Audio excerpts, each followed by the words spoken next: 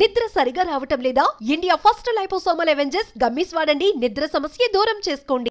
Road మీదకి మనం వెళ్ళినప్పుడు లేదా టెంపుల్కి వెళ్ళినప్పుడు లేదా ఇంకెక్కడికైనా వెళ్ళినప్పుడు సిగ్నల్స్ దగ్గర భిక్షం ఎత్తుకోవడానికి సిద్ధంగా చాలామంది అక్కడ ఉండుంటారు. బెగ్గర్స్ అందరూ కూడా రోడ్ల మీదకి వచ్చి సిగ్నల్స్ దగ్గర వాహనాలను ఆపి బెగ్గింగ్ చేసేటువంటి పరిస్థితి మనకు నిత్యం కనపడుతుంది. చాలామందికి అవగాహన కల్పించినప్పటికీ అలాంటి బెగ్గర్స్కి మీరు డబ్బులు ఇవ్వకూడదు, అవసరమైతే ఫుడ్ లాంటివి డొనేట్ చేయొచ్చు కానీ డబ్బులు ఇవ్వకూడదని ఎన్నిసార్లు అవగాహన కల్పించినా కూడా వారు చాలామంది డబ్బులు ఇవ్వడానికే అంటే వారి యొక్క దాతృత్వం చూయించుకోవడానికి డబ్బులు ఇవ్వడం జరుగుతుంది. దీనివల్ల ఏమవుతుందంటే జెన్యూన్గా ఆకలితో అలమటించి అడుక్కునేటువంటి వారికంటే కూడా ఒక మాఫియాలాగా ఏర్పడి అడుక్కునే వాళ్ళ సంఖ్య చాలా విపరీతంగా పెరిగింది. ఇది ఒక ముఠాలాగా మారింది. సొంత ఇల్లులు ఉన్నటువంటి వారు కూడా ఇది ఒక వృత్తిగా మార్చుకునేటువంటి పరిస్థితి ఉంది, చాలా సందర్భాలు చూసాం. అందుకే దీనికి సంబంధించి కొత్త గైడ్లైన్స్ తీసుకురావడం జరిగింది.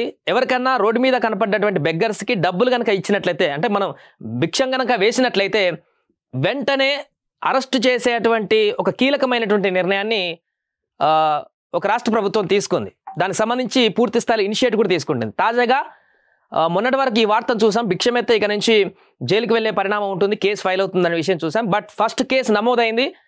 రోడ్డు మీద అడుక్కునేటువంటి ఒక వ్యక్తికి భిక్షం వేసినటువంటి వ్యక్తి పైన కేసు నమోదైంది. అతనికి జైలు శిక్ష పడేటువంటి అవకాశం కూడా ఉన్నట్టుగా తెలుస్తుంది. ఆ వార్త ఒకసారి చూద్దాం. సో నిత్యం మనకు ఇక్కడ హైదరాబాద్లో కూడా నిత్యం కనిపిస్తుంటారు, ఇక్కడ చెక్ పోస్ట్ దగ్గర కానీ ఇతర ప్రాంతాలకు కనుకపోతే. సో ఇది ఎక్కడ జరిగింది అనేటువంటి విషయాన్ని చూస్తే మన పక్కన స్టేట్లో జరిగింది. గుడి ముందు యాచిస్తున్నటువంటి మహిళలకు బిచ్చమేశాడని గుర్తు తెలియని వ్యక్తి పైన ఇండోర్ పోలీసులు, అంటే మధ్యప్రదేశ్కి సంబంధించి స్టేట్లో జరిగినటువంటి ఘటన. గురువారం కేసు నమోదైంది. దేశంలో భిక్షగాలు లేని తొలి నగరంగా ఇండోర్ను తీర్చిదిద్దాలని మధ్యప్రదేశ్ ప్రభుత్వం సంకల్పించింది. గతంలో మధ్యప్రదేశ్ తీసుకున్నటువంటి ఈ నిర్ణయం గురించే వార్త అయింది. భిక్షమేస్తే ఇక నుంచి కేసు నమోదవుతుందని అప్పుడు వార్త అయింది కొన్ని నెలల క్రితం. ఇప్పుడు దాన్ని ఇంప్లిమెంట్ చేస్తూ మరొక స్టెప్ తీసుకుంది అక్కడ ప్రభుత్వం. ఇందులో భాగంగా అధికార యంత్రాంగం అనేక చర్యలు తీసుకుంటుంది. నగరంలో ఎవరైనా భిక్షమెత్తినా లేదా భిక్షం వేసినా, రోడ్ల వెంట భిక్షగాళ్ళు వస్తువులను అమ్మినా వారి వద్ద నుంచి కొన్న ఇండోర్ ప్రభుత్వ అధికారులు కేసు నమోదు చేస్తున్నారు. అయితే కాండ్వా రోడ్డులోని ఒక దేవాలయం ముందు ఉన్నటువంటి యాచకురాలికి గుర్తు తెలియని వ్యక్తి బిచ్చమేశాడు. దీంతో భిక్షాటన నిర్మూలన బృందానికి చెందినటువంటి అధికారి బన్వర్ కువాన్ పోలీస్ స్టేషన్లో ఫిర్యాదు చేశారు. భిక్షం వేసినటువంటి వ్యక్తి పైన భారతీయ న్యాయ సంహిత సెక్షన్ 223 కింద కేసు నమోదు చేశారు. ఈ కేసులో నేరం రుజువైతే ఏడాది పాటు జైలు శిక్ష లేదా 5,000 రూపాయల జరిమానా, లేదంటే రెండింటిని కూడా అమలు చేసేటువంటి అవకాశం ఉంటుంది. సో 5,000 జరిమానే కాదు, జైలు శిక్ష కూడా అనుభవించేటువంటి అవకాశం ఉంటుంది ఈ సెక్షన్ కింద. సో యాచకులు లేని నగరంను రూపొందించాలన్న లక్ష్యంతో కేంద్ర సామాజిక న్యాయ సాధికారత మంత్రిత్వ శాఖ దేశంలోని 10 నగరాలలో పైలట్ ప్రాజెక్టు చేపట్టింది. ఇందులో ఇండోర్, ఢిల్లీ, బెంగళూరు, చెన్నైతో పాటు హైదరాబాద్ కూడా ఉంది. అయితే ముందుగా ఇండోర్ అధికారులు భిక్షాటనపైన కఠిన చర్యలు అమలు చేస్తున్నారు. భిక్షాటన గురించి ఎవరైనా సమాచారం అందిస్తే వారికి 1,000 రూపాయల రివార్డు కూడా అందిస్తున్నారు. చూడండి, సో ಇಲ್ಲಿ ఏమేమి ఉంది, ఇండోరు, ఢిల్లీ, బెంగళూరు, చెన్నైతో పాటు హైదరాబాద్ సిటీ కూడా ఉంది. భిక్షాటన యాచకులు లేని నగరాలుగా చేయాలని రూపొందించాలనేటువంటి సంకల్పం తీసుకున్నటువంటి నగరాలలో హైదరాబాద్ కూడా ఉంది. బట్ ఇక్కడ ఇంకా పూర్తి స్థాయిలో ఈ కఠినమైనటువంటి నిర్ణయాన్ని అయితే తీసుకోలేదు. ఎవరికి పైన కేసు నమోదు చేయడం కానీ అరెస్ట్ చేయడం కానీ చేయలేదు. బట్ ఇండోర్ ఒక స్టెప్ మూవ్ తీసుకుంది.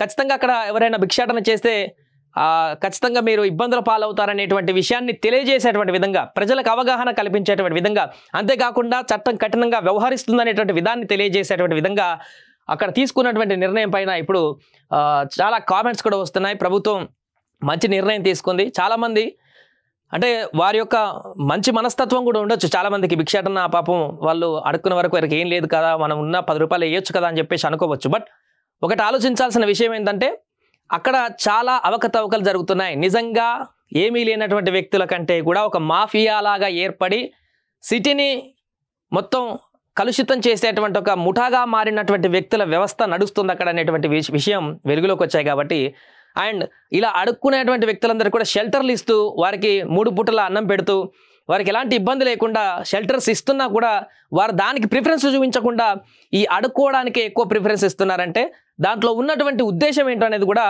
ఒకసారి ప్రజలందరూ కూడా ఆలోచించాలి.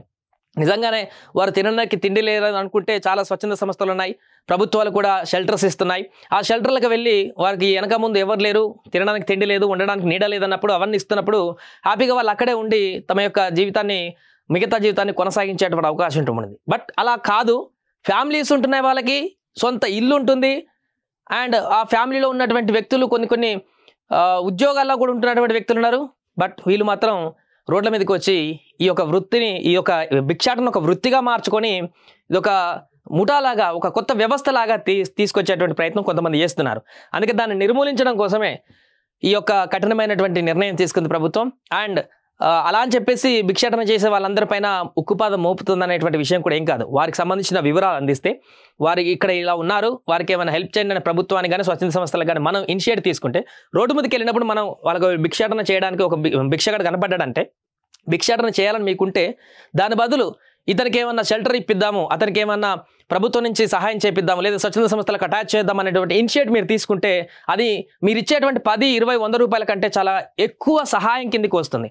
ఆ రకంగా ఆలోచించాలనేటువంటి ఉద్దేశంతోనే ప్రభుత్వాలు ఇప్పుడు ఈ రకమైనటువంటి కఠిన చర్యలు తీసుకుంటున్నాయి. అందరూ కూడా ఆ రకంగా ముందుకు వెళ్తే ఇలాంటి సిగ్నల్స్ వద్ద లేకుంటే టెంపుల్స్ వద్ద ఎక్కడ పడితే అక్కడ ఈ యొక్క భిక్షాటన అలవాటుగా మార్చుకున్నటువంటి వ్యక్తులకు కొంత భయం కూడా కలిగేటువంటి అవకాశం ఉంటుంది. పూర్తిగా అలాంటిది కాకుండా పని చేసుకోవడం, బతకడానికి అలవాటు పడేటువంటి అవకాశం కూడా ఉంటుంది. సో ప్రస్తుతం ఈ వార్త భిక్షాటన చేస్తున్నటువంటి వ్యక్తికి డబ్బులు ఇవ్వడంతో కేసు నమోదైనటువంటి వార్త అయితే వైరల్గా మారింది. సుమన్ టీవీలో మీ పర్సనల్ అండ్ బిజినెస్ ప్రమోషన్స్ కోసం కింది నెంబర్కి కాంటాక్ట్ చేయండి.